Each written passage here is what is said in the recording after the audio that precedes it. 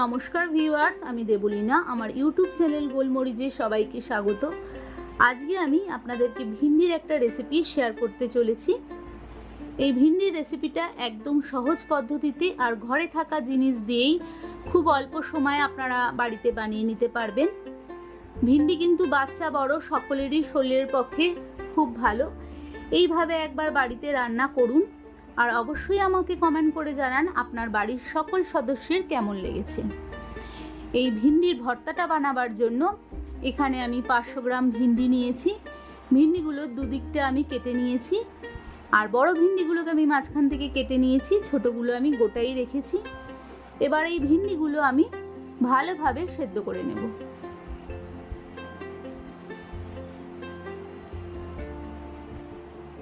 দেখুন ভিন্ডিটা আমার খুব ভালোভাবে সেদ্ধ হয়ে গেছে।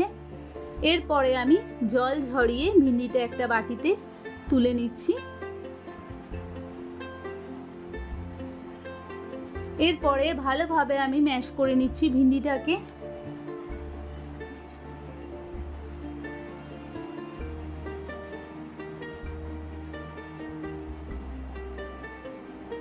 এরপরে কড়াইতে আমি 3 চামচ সর্ষের তেল দিয়ে দিলাম।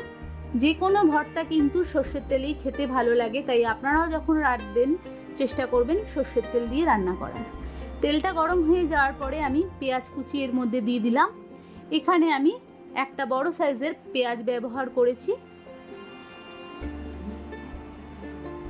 এরপরে আমি এর মধ্যে 1 চামচ রসুন কুচি দিয়ে দিলাম, দিয়ে সামান্য একটু সাঁতলে নেব।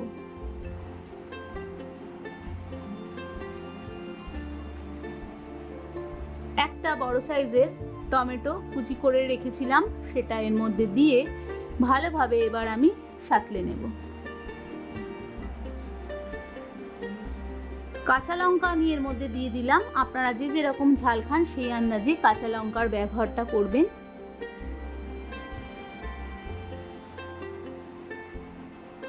এবার আগে থেকে সেদ্ধ করে রাখা ভিন্ডিটা এর মধ্যে আমি দিয়ে দিচ্ছি। ভিন্ডিটা দেওয়ার পরে আমি ভালোভাবে নাড়ব। আর এর মধ্যে আমি এবার স্বাদ মতন নুন দিয়ে দিচ্ছি আর সামান্য একটু আমি এর মধ্যে চিনির ব্যবহার করছি। তবে আপনারা কেউ যদি পছন্দ না করেন সেক্ষেত্রে চিনিটা ব্যবহার করবেন না। এরপরে ভালোভাবে আমি নেড়ে ভিন্ডির জলটা একদম শুকিয়ে নেব। এই রেসিপিটা যদি আপনাদের ভালো লেগে থাকে এই রেসিপিটাকে একটা লাইক করবেন, শেয়ার করবেন, আর যারা আমার চ্যানেলকে এখনও সাবস্ক্রাইব করেননি তাদেরকে সাবস্ক্রাইব করার অনুরোধ রইল। একদম শেষে এরপরে আমি ধনেপাতা দিয়ে দেব এর মধ্যে, দিয়ে একদম শুকনো করে ভিন্ডিটাকে রেডি করে নেব। ভিন্ডির ভর্তাটা আমার রেডি হয়ে গেছে, এবার আমি সার্ভ করব। এই ভিডিওটা শেষ পর্যন্ত দেখবার জন্য আপনাদেরকে অসংখ্য ধন্যবাদ।